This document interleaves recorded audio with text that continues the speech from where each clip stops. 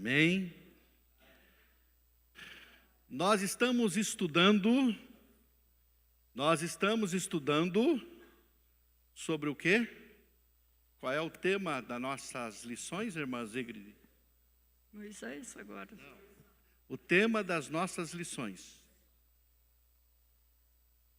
O tema das nossas lições. São os personagens bíblicos. Isso, personagens bíblicos.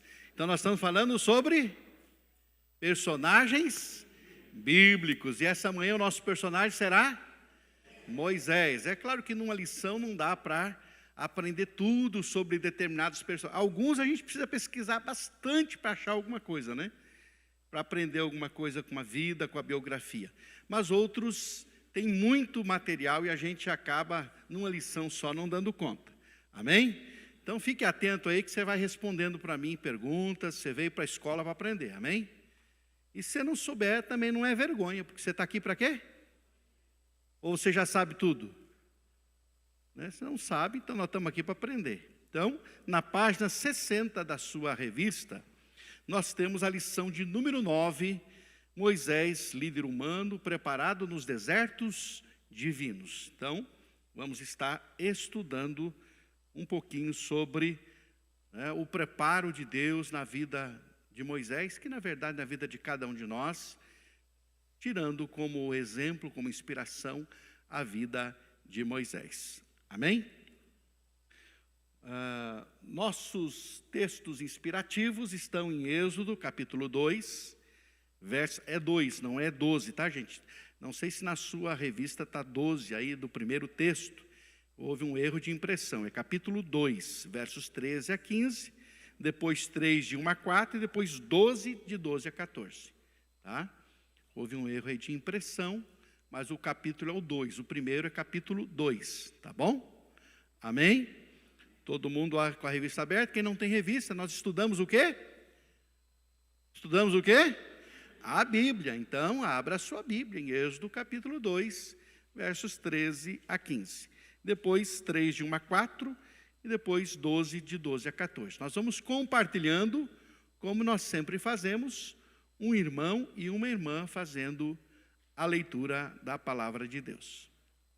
Amém?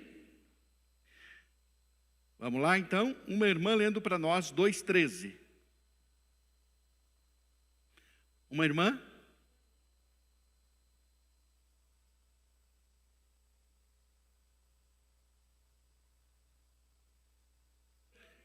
Amém, isso aí, quando duas começar, as duas vão até o fim.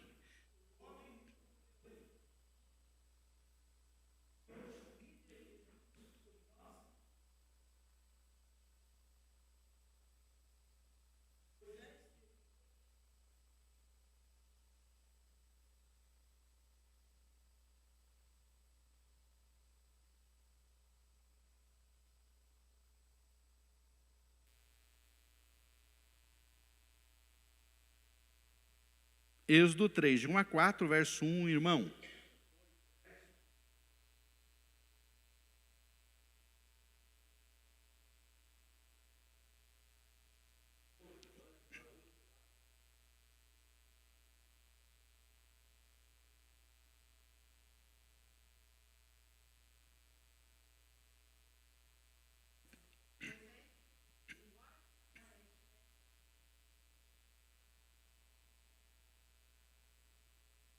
Irmão.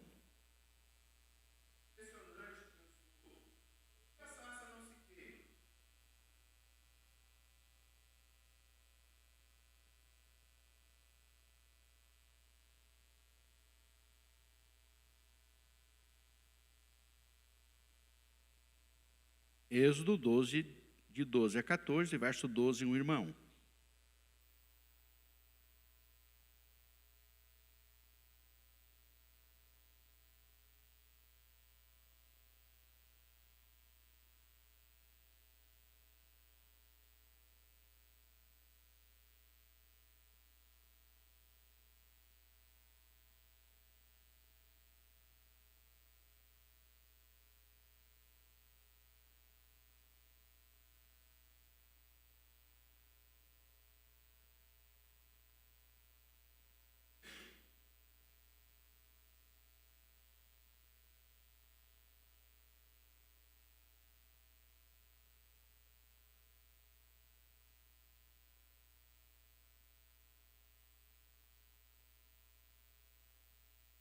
Amém?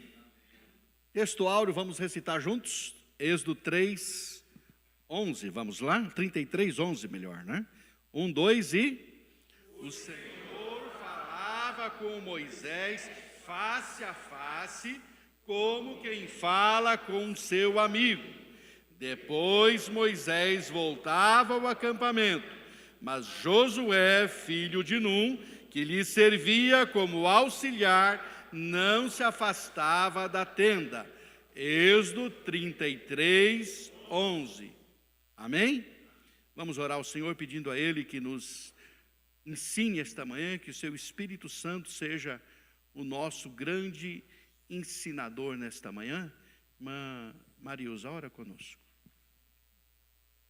Ó Deus e Paizinho querido, muito obrigada, Senhor. Te louvamos, ó Deus, por esta manhã, ó Pai, tão maravilhosa, ó Pai, que o Senhor nos dá essa oportunidade, ó Pai, de estarmos na sua casa, ó Pai, de podermos, ó Deus, estar aprendendo, meditando na sua palavra, ó Deus, que o Senhor possa abrir as nossas mentes, os nossos corações, para que possamos, ó Deus querido, colocá-la em prática, ó Pai, em nome do Senhor Jesus. Abençoe, Senhor, a vida do pastor Eliezer, que vai estar passando a sua mensagem para nós nessa manhã, ó Deus. Obrigado, ó Deus, pelo teu povo aqui reunido, ó Pai, e que o seu Espírito Santo, ó Deus querido, seja conosco, ó Pai, nos ensinando a cada dia mais, em nome do Senhor Jesus. Amém, Pai. Obrigado, irmã Marilza. Lembrando, irmãos, que a gente só guarda, só consegue lembrar aquilo que a gente pratica. Então, para você não esquecer, você precisa praticar a palavra de Deus. Amém? As lições que nós vamos tirar dos personagens são práticas, são exemplos, são inspiração de como fazer, de como não fazer, de como agir, de como não agir. Tá? Então, por isso, estejamos sempre praticando a palavra de Deus para não esquecer. Objetivos que eu tenho esta manhã nesta lição, né, para nós, é ensinar que cada cristão neste mundo tem uma missão e que Deus nos prepara nos desertos da vida para cumprir essa missão. Amém? Então, cada cristão tem o quê? E Deus nos prepara onde? Para quê? Para cumprir a missão. Segundo objetivo, ensinar sobre as 3 etapas de preparo que precisa acontecer na vida de cada cristão. Quais são as 3 etapas? É a etapa formal, né? A etapa nos desertos da vida mesmo, ou seja, na prática, e a etapa durante o processo. Nós vamos estar vendo isso aqui. Ensinar que a maior recompensa que Moisés teve foi seu relacionamento com Deus, tornou-se íntimo de Deus. Quem sabe, um dos personagens da Bíblia que mais intimidade tiveram com Deus. Um homem que entrou numa nuvem e ficou lá 40 dias e 40 noites com Deus dentro de uma nuvem, já pensou? Por isso, quando ele sai de lá, sai com o rosto brilhando intensamente, porque ele ficou 40 dias e 40 noites, né, dentro da nuvem, conversando com Deus. Desenvolveu tamanha intimidade que pediu para ver Deus. Eu quero que te ver, eu sei que tu é espírito. E aí Deus diz, não, se você me ver, você morre. Mas, por favor, você é meu amigo. E Deus, tá bom, então você vai me ver pelas costas. Ele foi o único que viu Deus pelas costas também. Não sei o que ele viu das costas de Deus, mas o fato é que Deus disse, você vai me ver pelas costas. Você só viu uma manifestação de glória, né? Ele chegou nesse nível. Eu acho que quando nós alcançamos isso, irmãos, você pode dizer, olha, eu estou top mesmo, viu? O negócio é maravilhoso. Então, isso é muito importante. Muito bem. É importante, né? Moisés é um dos grandes personagens da Bíblia, mas é importante sempre lembrar. Deixa eu perguntar, vamos ver como é que está o seu conhecimento bíblico, né? Quem foi o fundador da nação de Israel, Derli? Abraão? Quem foi o fundador da nação de Israel? Abraão. Foi Abraão. Abraão foi o fundador. Mas quem foi o organizador, o legislador da nação de Israel? Quem foi o legislador, o organizador da nação de Israel? Irmã Dirley. Quem foi o organizador? Está perguntando ou está falando? Está dizendo? Quem foi, William? O organizador da nação de Israel? José? Quem foi, Edson, que organizou Israel como nação? Que é conhecido como seu legislador? Sei não. Quem é que deu a lei para o povo? Quem que recebeu a lei e deu? Deus que deu. Não, quem recebeu e transmitiu? Moisés. Então, quem é que é o grande legislador de Israel? Moisés. O que faz um legislador? Elabora o quê? As leis e... Moisés não elaborou as leis, mas ele foi o transmissor das leis de Deus e, na verdade, também seu intérprete para o povo, porque ele recebeu da fonte, transmitiu e diz, o que Deus está querendo dizer é isso, isso, isso. Então, meus queridos irmãos, Moisés é, sem dúvida alguma, um dos personagens mais importantes do Antigo Testamento. Se Abraão foi o fundador de uma nação, Moisés foi seu libertador e organizador, porque Israel se constituiu como nação após o Êxodo. Até então, era uma família.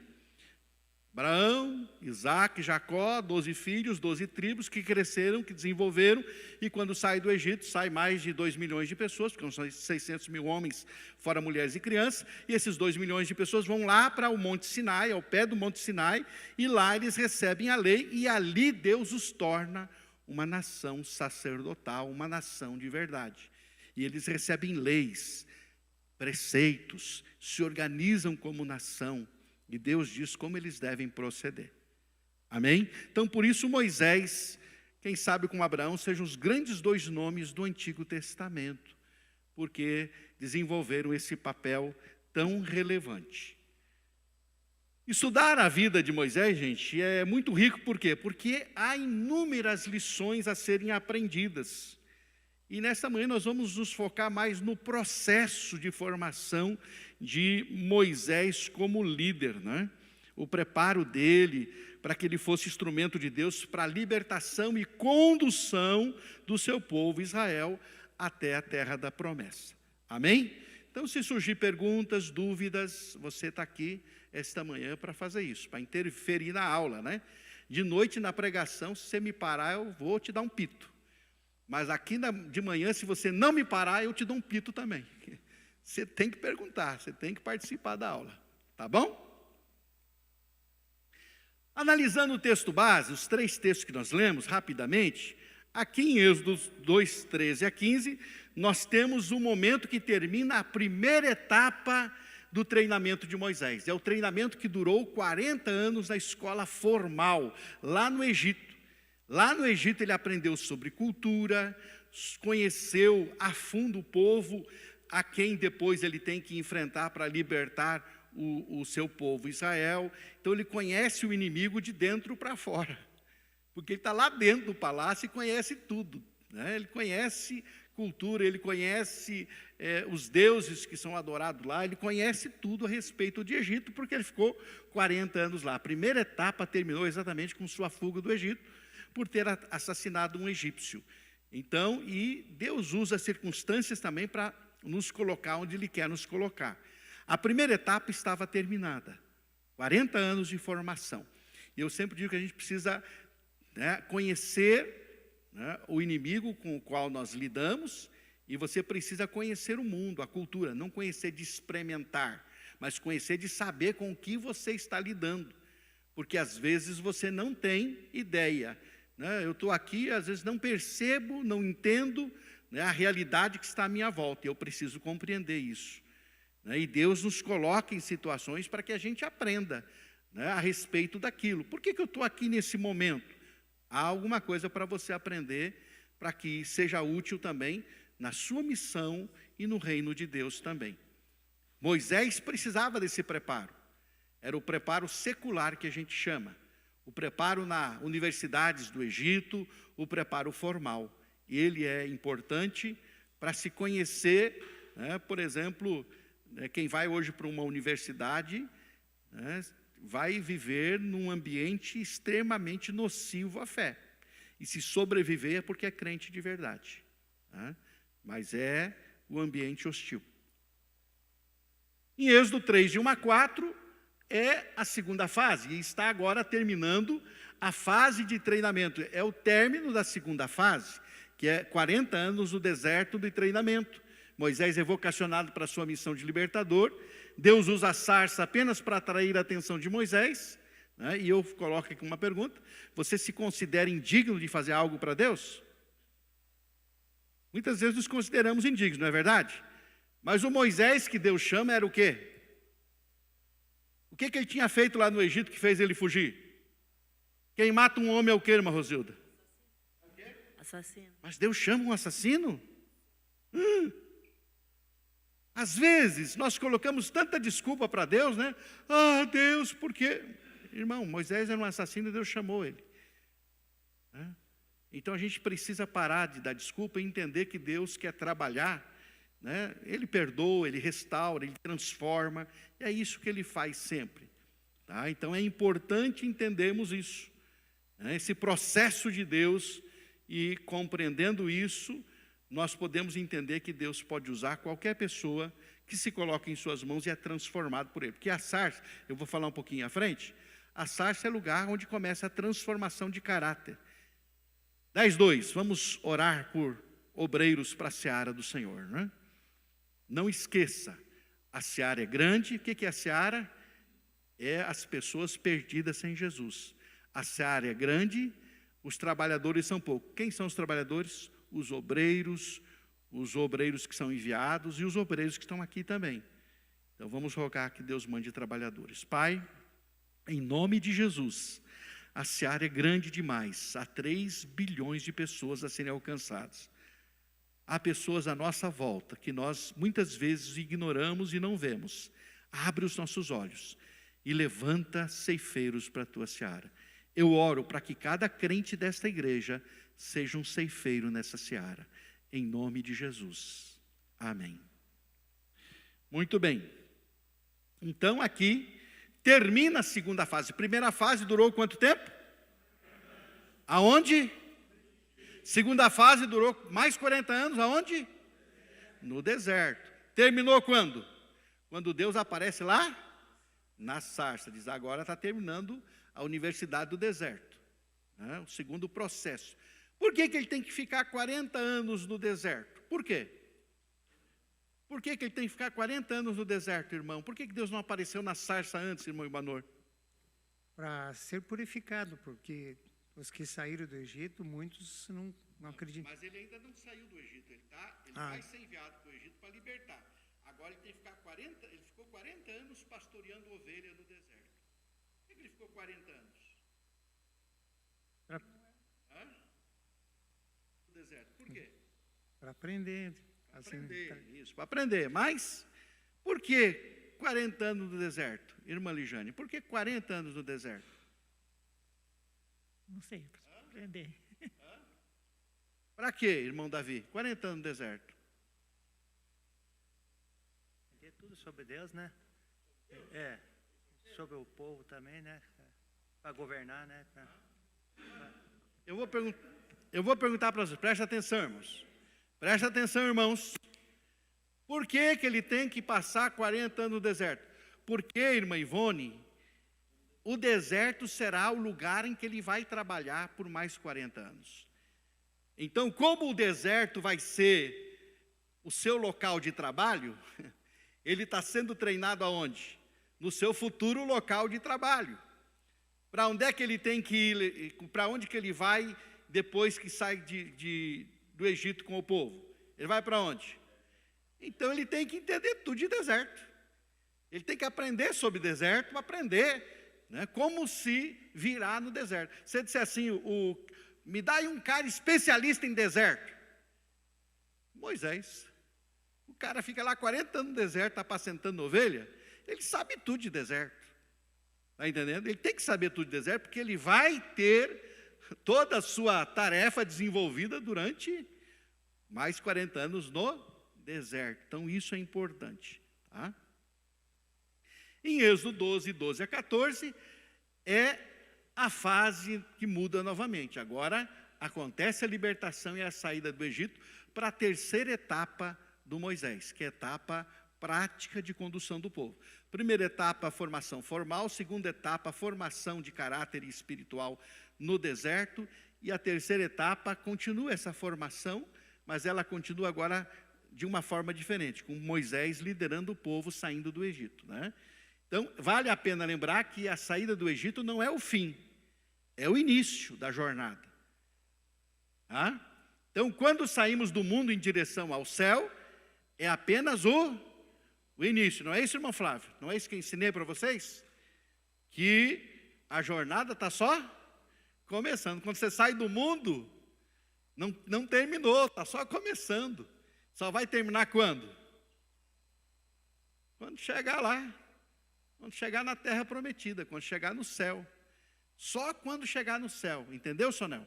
Quando é que termina a nossa caminhada? Quando chegar no céu, Sonel, né? Só lá, quando chegar lá, né, Anderson? Daí acabou. Mas enquanto estamos aqui, ainda estamos no processo, né? Estamos aprendendo, desenvolvendo, né? Sendo moldados por Deus, né? E isso é importante. E cumprindo com a nossa missão. Porque enquanto você está aqui, irmão Luciano, significa o quê? Enquanto você está aqui, significa o quê? O que significa? Enquanto você está aqui nessa vida, significa o quê? Você não está no céu ainda. Não. Então, enquanto você está aqui, significa o quê? A gente está sendo moldado, né? Mas o que mais? Significa o quê? Estamos no deserto. Que nós temos o quê? Quando você está aqui, você tem uma Missão. missão. Uhum. Se você não tiver uma missão, irmão, o que ele vai fazer com você? Vem, Luciano, sobe. Acabou a missão. Entendeu? Então, se você está vivo aqui ainda, é porque Deus tem propósito para a sua vida. Às vezes a gente pergunta, por que aquele morreu e esse não? Porque Deus tem propósito com a vida daquela pessoa. Entendeu? Então, enquanto você está aqui, significa o quê? Que a sua missão não acabou ainda. Amém? Então, vamos aos tópicos da lição, para aprendermos algumas coisas muito importantes aqui esta manhã. Irmãos, como eu fiz aqui subtítulos da nossa lição, para entendermos melhor o que eu quero falar para vocês, tá? Eu vou trabalhar com vocês no subtítulo, tá? Que eu acrescentei aí ao autor, ao comentarista, tá? Ponto 1, tirado das águas, eu vou trabalhar o subtítulo, quando Deus chama, Ele preserva, tá? Quando Deus chama, Ele... O que é preservar, irmã Rosilda? O que é preservar? Não é perseverar, preservar. Quando você preserva, você está fazendo o quê? Cuidando. Preservar é cuidar. Quando Deus chama, Ele cuida, né? Então, após a morte de José, surgiu o quê? Um novo governante, um novo faraó, que não conheceu José, e provavelmente houve uma mudança de dinastia. O que é uma dinastia? Uma família que governava e agora passou para uma outra família. Não é mais aquela que era a família que passava de pai para filho, foi certamente destituída, destronada, né, eliminada, e uma outra dinastia, né, que governava o Egito agora na época de Moisés. A que governava o Egito na época de José era favorável aos hebreus.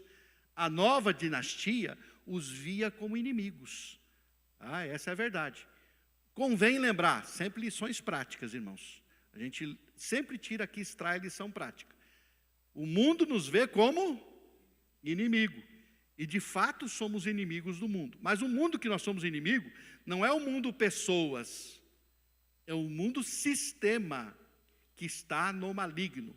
As pessoas são escravas do sistema. Nós as tiramos do sistema, tiramos do mundo para fora. Porque elas estão presas ao sistema. Então a gente arranca elas de lá, mas o mundo é nosso inimigo, o sistema é nosso inimigo, porque é governado por quem? Por quem, irmão Elias? Quem governa o sistema? Satanás, irmão Elias, não é o povo não, o povo é escravo do sistema, é Satanás que governa, ele é o príncipe desse mundo, diz a palavra de Deus. O mundo jaz no maligno. Tá? Então, a palavra de Deus diz que todo aquele que é amigo do mundo se constitui inimigo de Deus. E todo aquele que é inimigo do mundo se torna amigo de Deus. Então, nós devemos amar as pessoas, mas odiar o sistema e combater o sistema que amarra e aprisiona as pessoas. Então, surge um novo governante que vê o povo de Israel como uma ameaça. Amém? Muito bem. O novo faraó baixa um decreto para que as parteiras que atendiam os israelitas matassem todos os meninos e só deixassem as meninas. Os meninos deveriam ser mortos, porque menino poderiam se tornar soldados, não é isso, pastor Israel? E aí era uma ameaça para o Egito, para os egípcios, né? Então, né, o que o faraó temia, pastor Israel? O que ele temia aqui, ó? O que ele temia?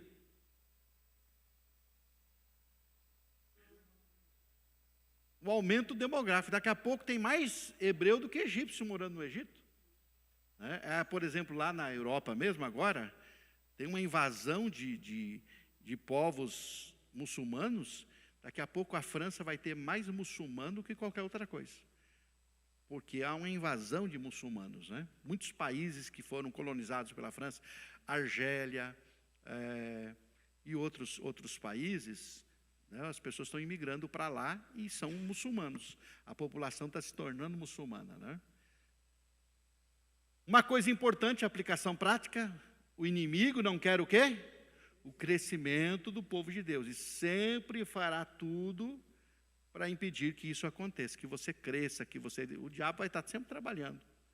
Vai colocar minhoca na sua cabeça, vai dizer, sem ter nhenhenhé, tá? Para você não crescer, tentando te impedir, dizendo que não vale a pena, não faz, tá? Ele sempre vai trabalhar isso. É nesse contexto aqui que nasce Moisés, contexto de medo, de insegurança, mas Joquebede, que era a mãe de Moisés, ousa escondê-lo por 3 meses. É claro que houve também a boa ação das parteiras Sifrá e Puá, lá em Êxodo capítulo 1 dá o nome delas. E aí lá vai dizer também, irmão Ibanor, que Deus abençoou aquelas parteiras dando família a elas. Por quê? Porque elas não obedeceram ao faraó porque temeram a Deus. Aí quando fala, por que vocês não estão matando os meninos quando nasce? Porque as hebreias são mais espertas, quando a gente chega o bebê já nasceu. Então Deus preservou aquelas mulheres. Note bem. Chegou o momento que Joquebede não teve mais como manter o menino consigo. Então ela teve que entregá-lo à providência divina. Joquebede não sabia o que aconteceria com seu filho, não tinha nem ideia.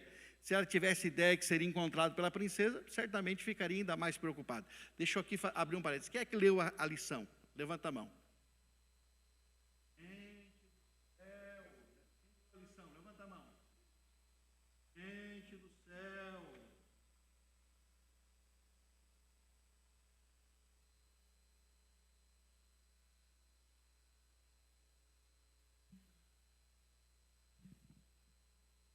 Vamos ler a lição, gente.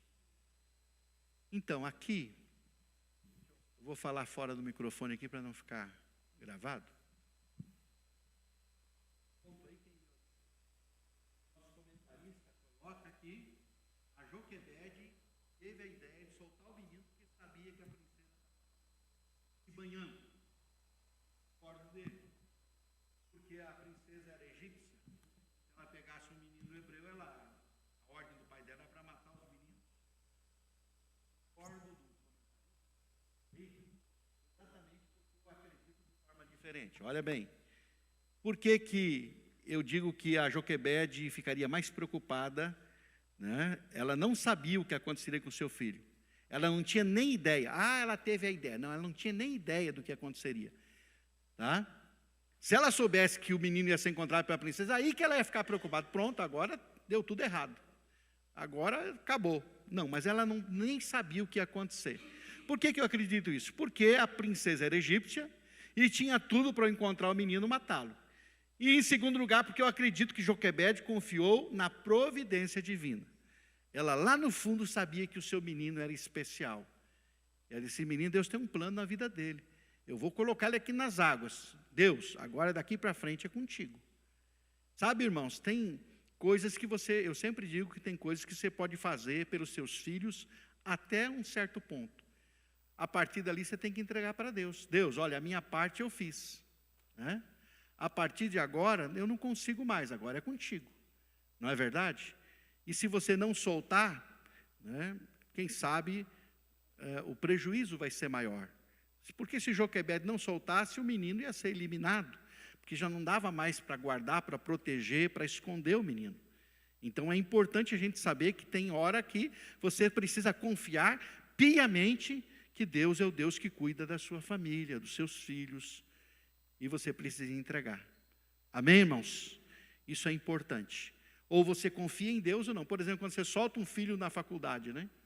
Você tem que confiar que fez o melhor, que deu o melhor preparo, que falou de Jesus, que ensinou, que instruiu, que levou ele a ter uma experiência com Cristo. Mas quando você solta lá, é só Deus para cuidar. Porque ideias erradas e tanta coisa vão vir. Então você precisa fazer a sua parte e confiar no Deus que você serve. Amém? Isso é importante. O texto diz que o nome Moisés foi dado pela princesa por ter tirado o menino das águas. Então Moisés significa tirado das águas. Êxodo 2:10 vai dizer isso, né? Então você já percebeu que quando tudo parece estar errado, Deus vai revelando que Ele está no controle de tudo? Esse Deus não é maravilhoso? Quando parece que está tudo dando errado, né, Deus vai revelando que Ele está no controle da história, né? E Ele vai fazendo as coisas. De repente, aquela mulher que pega o menino das águas, aquela princesa que poderia dizer, vamos eliminar esse guri, porque não tem uma ordem até do meu pai para eliminar. Mas ela se compadece da criança. E aí entra uma questão muito linda, que eu já preguei até sobre isso. A Miriam está lá espertinha, né, espiando. E eu acho a coisa mais linda, por isso que eu estou dizendo que quando Deus chama, Ele preserva. A coisa mais linda que tem, sabe o quê? É que a menina, tão esperta, ela chega e diz, você quer que arrume uma ama de peito para amamentar essa criança? E a princesa, eu quero. Ela foi lá e chamou a própria mãe do menino, né? E o que é muito lindo é que a Joquebede, depois que ela entrega para Deus, ela agora vai receber um salário para cuidar do próprio filho. O salário e a proteção do Estado, já pensou? Recebe a proteção do Estado. Não, esse menino ninguém toca, ele é hebreu, mas ninguém toca. E você vai ganhar um salário para cuidar dele. Já pensou que coisa maravilhosa? Pastor Israel?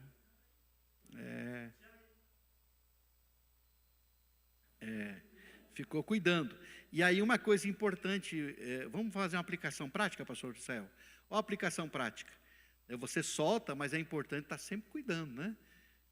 Onde é que está indo? Tem que olhar. Tem que ter um irmão cuidando. Tem que ter um irmão atento. Opa, onde é que está? Fala, irmã Elisângela.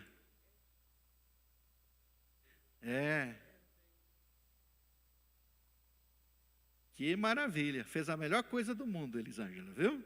Uma bênção isso. Então, irmãos, então você já percebeu que quando tudo parece estar errado, Deus vai revelando que Ele está no... Vale a pena servir esse Deus ou não, irmão? Amém? Vale a pena, porque é um Deus que cuida, que preserva. Quando Deus chama, Ele sempre vai preservar. Amém? Muitas situações de nossas vidas parecem erradas desde o início, parece que existe um complô, um plano arquitetado só para nos fazer falhar. Mas mesmo com todas as adversidades do mundo, Deus pode nos fazer vencer, né? Como você tem visto as dificuldades na sua vida? Às vezes você olha para a dificuldade e vê ela como uma coisa ruim, quando ela está sendo bom para o seu tratamento, para o seu crescimento, para o seu desenvolvimento. Amém? Ponto 2, vivendo e aprendendo, meu subtítulo é, nunca faça antes da hora, Deus tem o tempo certo. Então, nunca faça antes da hora. Deus tem o quê? Deus tem o quê? O tempo certo. Tá? Eu gosto muito da explanação histórica. Abre lá em Atos capítulo 7, irmãos. Eu gosto muito da explanação histórica que Estevão faz, porque ele vai nos contar que Moisés, homem feito, resolveu sair para ver seus irmãos. Só que Estevão nos revela algo mais. Ele diz que Moisés tinha consciência, presta atenção, Moisés tinha consciência de que era hebreu e que ser criado no palácio de Faraó como um príncipe tinha um propósito. Ele já cria que fora chamado para ser libertador do povo. Preste atenção nisso. Moisés, ele estando no palácio, ele tinha clara ideia de que Deus tinha um propósito para ele. E que ele estar no palácio significava que ele estava sendo preparado para uma missão. E agora, olha o que diz Atos 7, 23 a 25. Atos 7, 23 a 25. Alguém abriu? Abriu, Patrícia? Então, leia para nós, Patrícia. Quando completou 40 anos, Moisés teve a ideia de visitar seus irmãos, os filhos de Israel. Vendo um homem ser maltratado, saiu em defesa dele e vingou o oprimido, matando o egípcio. Ora, Moisés pensava que seus irmãos entenderiam que Deus queria salvá-los por meio dele. Leia de novo esse versículo último aí que você leu. Ora, Moisés pensava que seus irmãos entenderiam que Deus queria salvá-los por meio dele. De novo, Patrícia. Ora, Moisés pensava que seus irmãos entenderiam que Deus queria salvá-los por meio dele. Eles, porém, não entenderam. Ele sabia ou não sabia que ele era o libertador? Sim ou não? O que é que diz o texto bíblico? Que ele pensava que os seus irmãos entenderiam que ele era o cara que ia libertá-los. Então ele tem isso, ele sabe disso. Então, aos 40 anos, Moisés se julgava capaz de libertar seu povo. O verso 23 diz, olha, veja, não foi Deus quem o mandou, mas veio-lhe a ideia de visitar seus irmãos. Note bem, veio-lhe a ideia. Deus mandou ele? Vai lá, Moisés, mata o egípcio. Não. Vai lá, Moisés, liberta lá o teu irmão sofredor. Não. Veio-lhe a ideia. Veio. Deus mandou? Não. Então surgiu dele, partiu dele. Porque ele tinha a consciência de que se ele estava lá no palácio é porque ele certamente seria o libertador do seu povo. Mas os seus irmãos não entenderam. Veja só. Porém, ainda não era a hora de Deus. No relógio de Deus faltava ainda quanto tempo para isso acontecer? Verso 30, irmã Zegrid. Verso 30. Passando 40 anos, apareceu a Moisés um anjo nas labaredas de uma sarça em chama no deserto, perto do Monte Sinai. Então faltava quanto tempo ainda, irmã? 40 anos, não estava na hora de Deus. No relógio de Deus faltava ainda 40 anos, Elisângela, viu? Faltava 40 anos. Para Moisés, aos 40, ele estava pronto. Mas ainda faltava quanto? A gente se acha às vezes pronto, né? A gente nunca está pronto. Porque, na verdade, ainda falta muita coisa, né? Então, aos 40, ele se julgava pronto. Mas ainda no relógio de Deus faltava mais 40 anos, o preparo no deserto. Então, gente, nunca faça antes da hora. Deus tem o tempo certo. Às vezes você acha, e se frustra. O Moisés se frustrou, se decepcionou. Ele disse, nunca mais mexo com esse negócio. Eu vou ficar enfurnado aí no deserto mesmo e não quero saber de libertar de coisa nenhuma. Tanto é que quando Deus vai tratar com ele, tem que convencê-lo. Porque ele não quer saber disso mais. Não, eu tentei e falhei. Olha, quando eu era jovem, com 40 anos, eu tentei e não deu certo. Agora com 80, vamos parar com isso. Mas é a hora de Deus. A gente precisa aprender sempre que Deus tem a hora certa de fazer as coisas, irmãos. Nós, às vezes, somos muito apressados, não somos? Cansamos, queremos até... Vamos antecipar o negócio. Já que é para ser, vamos ser agora, né? Mas ainda faltava 40 anos, tá? Ao ser descoberto por ter assassinado o egípcio, Moisés foge para o deserto. Deus usa todas as circunstâncias para moldar o nosso caráter e nos forjar para a obra que Ele tem para nós. Aquela circunstância que era trágica, tornou-se uma mola propulsora. Como é que eu vou mandar o Moisés para o deserto? O cara está no bem bom do palácio, ele vai querer ir para o deserto? Vai ou não vai? Eu estou no bem bom, eu vou querer ir para o deserto, gente? O que Deus faz então? Ele permite uma circunstância adversa para empurrar Moisés para onde? Para onde Ele quer que o Moisés esteja. Você está entendendo? Deus usa muitas circunstâncias adversas para nos empurrar para onde Ele quer que a gente esteja. Compreende isso? Ah, mas por que aconteceu aquilo? Porque de repente você não estaria onde Deus quer que você esteja, se não acontecesse aquela circunstância tal. Hã? Compreende isso? Analisando assim, você vai descobrir muita coisa que aconteceu na sua vida, que Deus, na verdade, estava usando aquilo para te empurrar para onde Ele queria que você estivesse. Hã? Então aprenda isso. Atos 7, 29 a 30, com a fuga de Moisés, né, para o deserto, não é para o desertor não, né, para o deserto, começou a segunda etapa do seu treinamento. Essa segunda etapa durou quanto tempo? 29 e 30, leia de novo aí para nós, 29 e 30, 29 e 30, diz o quê, o 29? Ouvindo isso, Moisés fugiu para Midian, onde ficou morando como estrangeiro e teve 2 filhos. Passando 40 anos, apareceu a Moisés um anjo nas labaredas de uma sarça em chamas no deserto, perto do Monte Sinai. Durou quanto tempo, segunda etapa, então? 40 anos. 40 anos, mais 40, né? Então, é importante aprendermos que Deus tem a hora certa. Então, nunca faça. Aos 40 ele diz, é agora. Deus, não é agora, Moisés. Mas eu vou usar esse fato aí de você achar que é agora, para te tirar do Egito e te levar para o deserto, para começar a segunda etapa do seu tratamento. Aí depois nós vamos conversar de novo. Pois não, irmão Marildo. A paz do Senhor, irmãos. Amém. Pastor, é interessante como que essa coisa do Moisés achar que ele ia ser o libertador aos 40 anos, porque ele era príncipe, ele estava pronto e tudo mais. E aí Deus o usa quando ele é pastor de ovelhas, ele diz que é pesado de boca, ou seja, ele não tinha aparência nenhuma de libertador, não tinha os poderes desse mundo para ser libertador. Assim, semelhante Jesus, quando veio, o povo de Israel esperava um libertador do povo que nascesse num palácio, fosse descendente de Davi na questão real, humanamente falando, e Jesus veio como um simples filho de carpinteiro, nasceu numa estribaria, e é o grande salvador e libertador de todos os homens, né? Essa semelhança entre os dois é muito interessante. Moisés, com certeza, também é um tipo de Jesus. O que liberta, o que conduz, né? O que dá a lei para o povo, transmite a lei para o povo. Jesus, ele é um tipo de Jesus, né?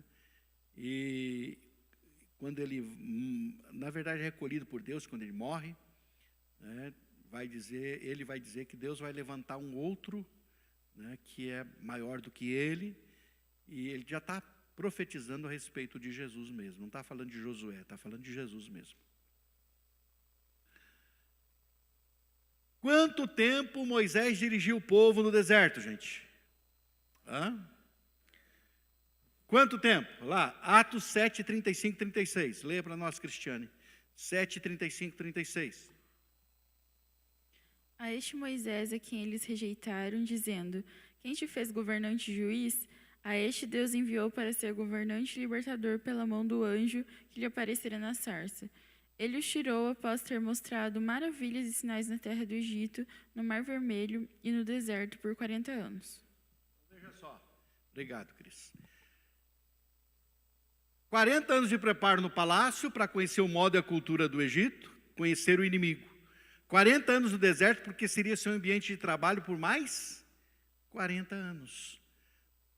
Agora, por que Israel teve que ficar 40 anos no Egito, irmã Lisamar? Por quê? No Egito, no deserto. Por que, irmã Lisamar? Não sei. Por que que Israel teve que ficar 40 anos no deserto? Irmã Maria Li, por quê? Por que que teve que ficar 40 anos, Miqueia, no deserto?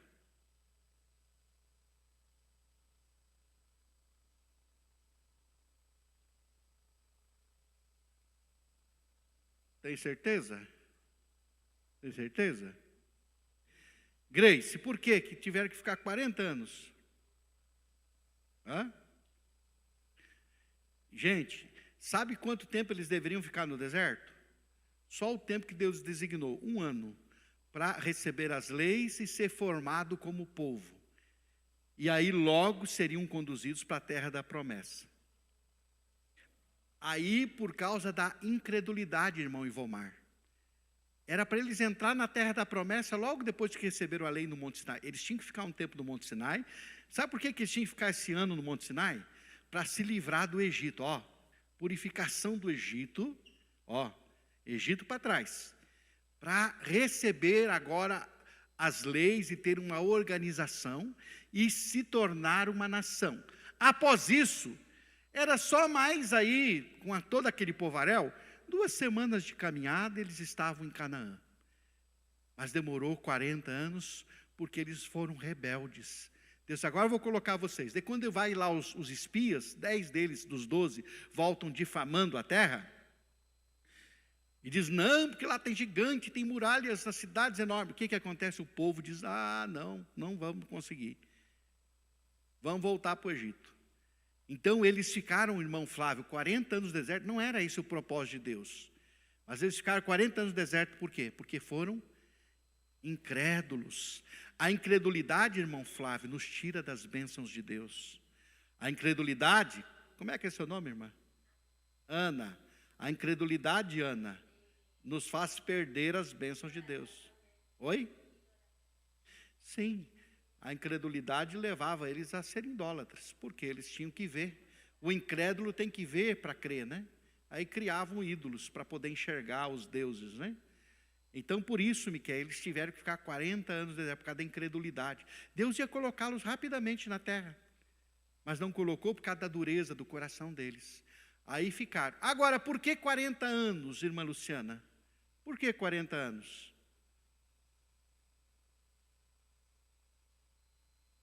Vamos ver por que 40 anos? Números 14, 21 a 23 e depois o 34. Abre lá, irmã Luciana, para nós. 4º livro da Bíblia, Números, capítulo 14, versos 21 a 23, depois o 34. Vamos ler aqui, vamos ver. 21 a 23.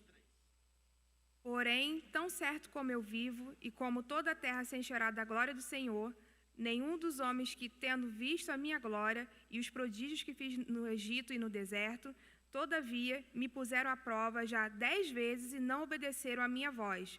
Nenhum deles verá a terra que com juramento prometi a seus pais, sim, nenhum deles que me desprezaram haverá. Segura aí, o 34 já vai ler. Então, veja só, não vai entrar porque vocês foram incrédulos, me desprezaram, desobedientes.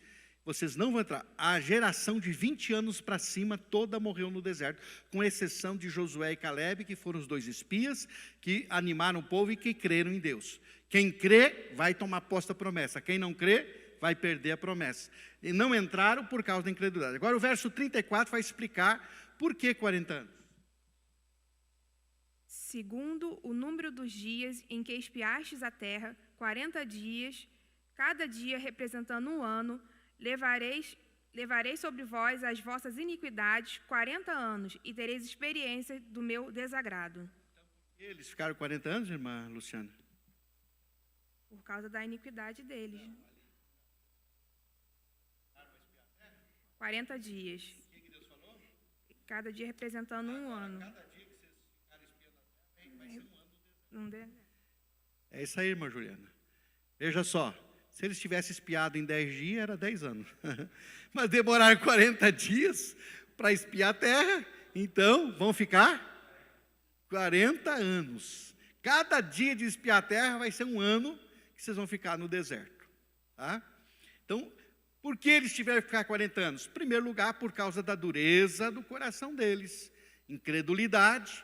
Segundo lugar, porque os espias demoraram 40 dias espiando a terra, quando voltaram. Bom, já que cada dia vai ser um ano de deserto para vocês aprender, e essa geração de 20 anos para cima vai morrer. Fala, Elisângela.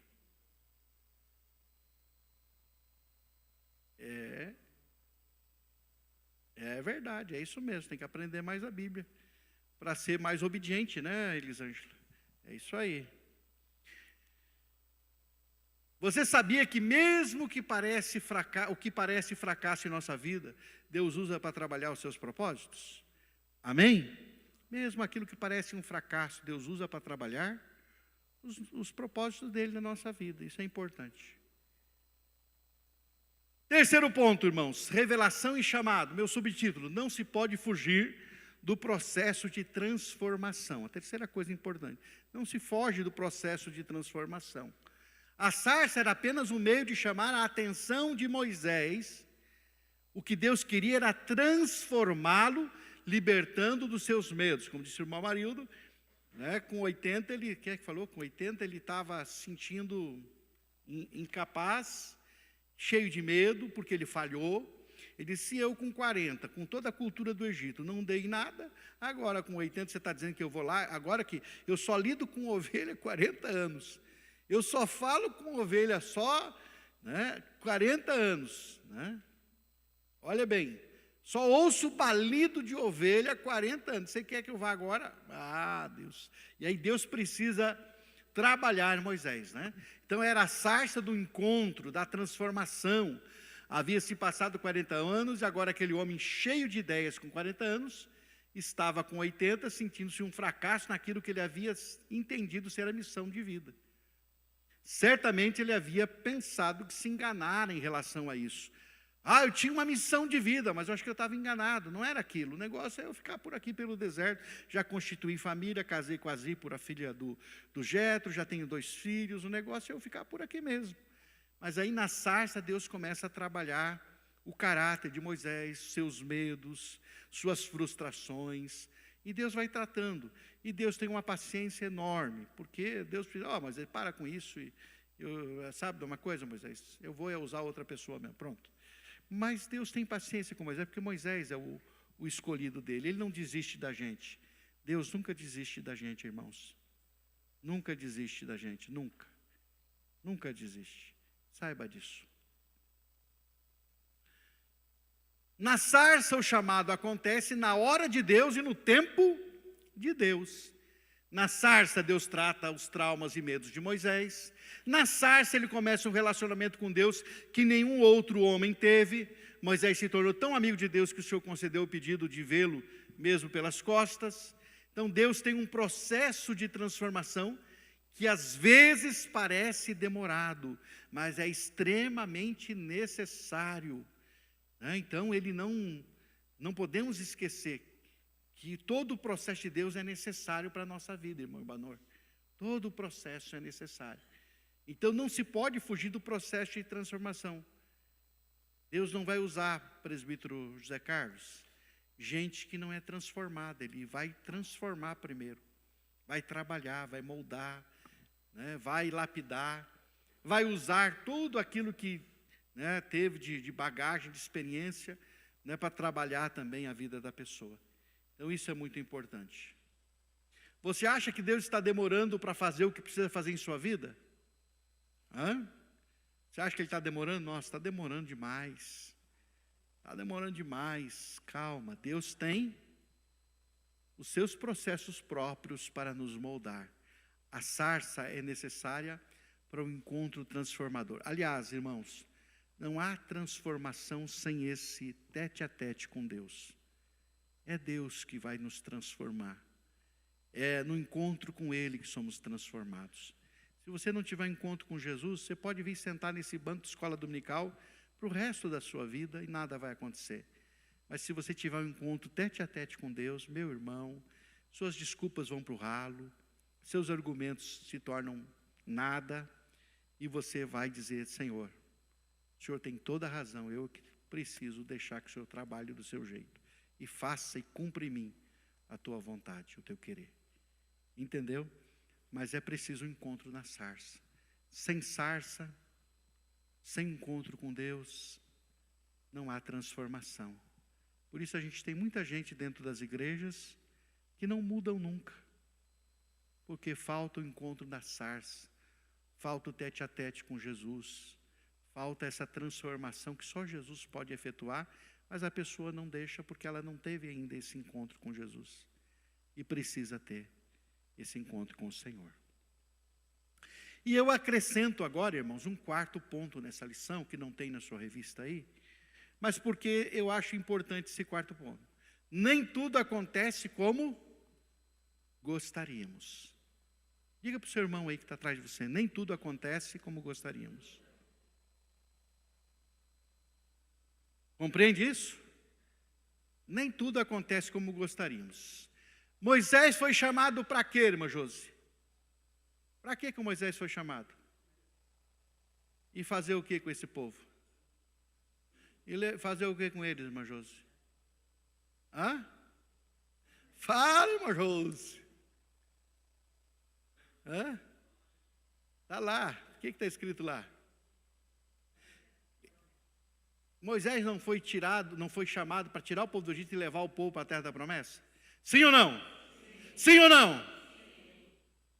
Ele tirou o povo do Egito? Ele levou o povo para a terra da promessa? Não, ele não entrou. Ele levou. Não levou. Não levou porque toda a geração que ele tirou do Egito, de 20 anos para ser, morreu. E não entrou também, não levou. Então, gente, ele foi chamado para tirar o povo de Israel do Egito e o que mais? Levá-lo à terra da promessa. Ele conseguiu realizar a segunda etapa? Não. Por quê? Porque a culpa foi dele mesmo. Abra aí, irmã Josi, Números 20, versos 7 a 13. A culpa foi dele mesmo. Números 20, de 7 a 13.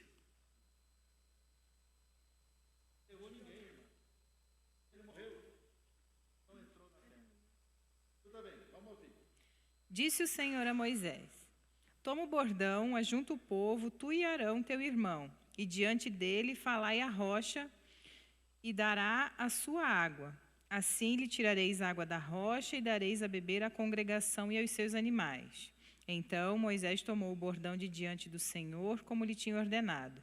Moisés e Arão reuniram o povo diante da rocha, e Moisés lhe disse: Ouvi agora, rebeldes, porventura faremos sair água dessa rocha para vós outros? Moisés levantou a mão e feriu a rocha 2 vezes com o seu bordão, e saíram muitas águas, e bebeu a congregação e os seus animais. Mas o Senhor disse a Moisés e a Arão: Visto que não crestes em mim para me santificar diante dos filhos de Israel, por isso não fareis entrar esse povo na terra que lhes dei. São estas as águas de Meribá, porque os filhos de Israel contenderam com o Senhor e o Senhor se santificou neles. Moisés não pôde entrar por culpa dele mesmo. Deus diz: fala para a rocha, e a rocha vai emanar água para o povo. Moisés, ao invés de falar para a rocha, ele bateu, feriu 2 vezes a rocha. Eu pergunto para vocês, irmãos, Deus foi duro demais com Moisés? Eu respondo ali. Deus foi duro demais com Moisés? Agora, seja sincero, você. Seja sincero. Poxa, o homem carrega um povo duro, rebelde, 40 anos. E aí ele vai lá e só porque ele bate na rocha, aí não pode entrar na terra da promessa. Agora, pensa comigo. Irmão, seja sincero. Será que você não acha que Deus foi muito duro com Moisés? Hã? Será que Deus não foi muito duro com Moisés, Anderson? Foi? Você acha que foi? Pô, ele só teve um erro e não pôde entrar na terra da promessa. Hã? Será que Deus não foi muito duro, Edson?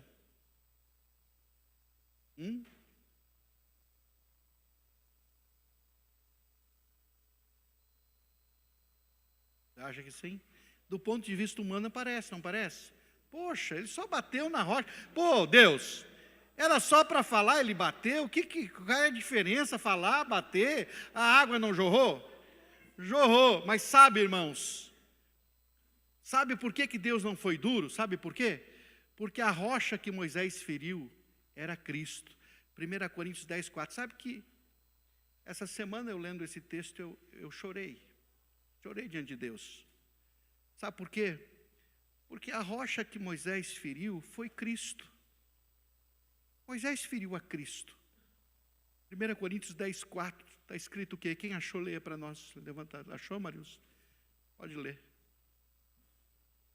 E beberam da mesma fonte espiritual, porque bebiam de uma pedra espiritual que os seguia, e a pedra era Cristo.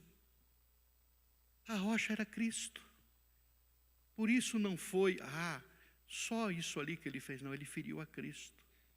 Você está entendendo, irmãos? Quando Moisés, ele, além de não crer, porque era para falar, quando Deus dá uma ordem que é para você fazer, tem que fazer do jeito dele. Ele diz que é para falar, não é para bater. Se ele diz que é para falar, é falar com a rocha. E aí ele primeiro não creu, desobedeceu, bateu na rocha. E o que foi grave é porque ele não bateu numa rocha, simplesmente numa rocha. Aquela rocha, ela era uma figura do próprio Cristo. Ele feriu a Cristo. E, sabe, eu lendo isso, e diz, nossa, Moisés, mesmo sem ele ter o entendimento que a gente tem hoje, ele feriu a Cristo. Cristo já está sendo ferido lá na rocha. E a rocha era Cristo. Ferir a rocha era ferir a Cristo. Por isso Deus diz, não vai entrar. Não vai entrar. Você não vai entrar. Você não entendeu ainda que deveria ter compreendido. Isso é triste. Isso me faz lembrar, irmãos, que quando a gente se torna duro, rebelde, incrédulo, a gente fere a Cristo. Porque Cristo exige que creiamos nele. O crer nele é necessário. E quando você deixa de crer nele, se torna incrédulo, você está ferindo a rocha. Precisamos entender isso. Moisés teve que se conformar em apenas ver a terra. Ele saiu para conduzir um povo à terra da promessa, porém ele não pôde introduzi-lo. Então nem tudo acontece como gostaríamos. Moisés se contentou em ver a terra de longe. Deus, eu vou te mostrar a terra. Deixa eu entrar. Moisés, para de falar nisso. Chega. Eu vou preparar o teu substituto, tudo bem? E o Moisés, ele pediu, então, prepara alguém para... Vou preparar. Josué, filho de Num, aí o teu servidor vai ser quem vai conduzir. Mas você não me fala mais nisso. Você vai olhar, olhou. E não entrou na terra. Tem algumas coisas que você, irmãos, preste atenção no que eu vou dizer agora, preste atenção. Tem algumas coisas que você acha que são, isso não é nada, isso não é nada. Sabe, meu irmão, o escritor aos Hebreus diz, presbítero Zé Carlos, que quando nós pecamos voluntariamente, já não resta mais sacrifício pelos nossos pecados, porque nós estamos simplesmente desprezando o sacrifício da cruz, porque fazemos voluntariamente, deliberadamente. Eu quero dizer para você que cada vez que você peca, você está sacrificando Jesus de novo. Porque, na verdade, é o sacrifício dele que nos purifica do pecado. É ele. Você está levando ele para a cruz de novo. A gente acha, às vezes, que é coisa simples. Mas não é. Você está ferindo a Cristo. Porque é pelas feridas dele lá que somos curados, sarados do pecado. Pois não, irmã Maria Lee? Muito bem, mas por que ele bateu na pedra? Porque ele foi incrédulo, era para falar. E estava aborrecido, que o povo encheu tanto a paciência dele. Por isso. Pois é. Não era para bater, era para falar. E se Deus disser assim, fala, é para falar, não é para bater. Tem hora de bater e hora de falar. É assim. Então, meu irmão, nem tudo acontece como gostaríamos. Você acha que Moisés não gostaria de entrar na terra da promessa? Mas ele incomodou Deus para isso. Mas Deus disse, não, Moisés, você não vai entrar. E quando a gente lê esse texto de Números, a gente vê Moisés fazendo do jeito dele e não do jeito que Deus tinha mandado. E aí há uma preocupação, principalmente nos dias de hoje, que tem gente querendo mudar a palavra de Deus e fazer do jeito dela. Dizendo que, não é bem assim, nós temos que contextualizar. É um perigo contextualizar. Contextualizar não é o perigo é mundanizar, que são coisas distintas. Contextualizar a gente precisa fazer porque a cultura muda, mas a palavra não. Não, aí não, é mundanizar, isso não é contextualizar. Fala, Grace. Não, acho que ela estava dando tchauzinho para alguém lá. Você quer falar, Ana? Não, ela só deu tchau para a menininha lá. Tá bom, então, tranquilo. Nada, tranquilo. Amém, gente? Vamos então para o final. Irmãos, guarda isso no seu coração. Não esqueça que cada cristão nesse mundo tem uma... E que Deus nos prepara onde? Nos desertos. Para quê? Para cumprirmos a missão. Cada cristão passa por 3 etapas de preparo. É preciso o preparo secular, o preparo no deserto e o preparo durante o processo. Nós estamos no processo ainda, sendo preparados. Que tenhamos o desejo de nos tornarmos íntimos de Deus, assim como Moisés se tornou, e que cuidemos para não perdermos bênçãos que poderíamos desfrutar. Cuidemos para não perder bênçãos que poderíamos desfrutar. Amém?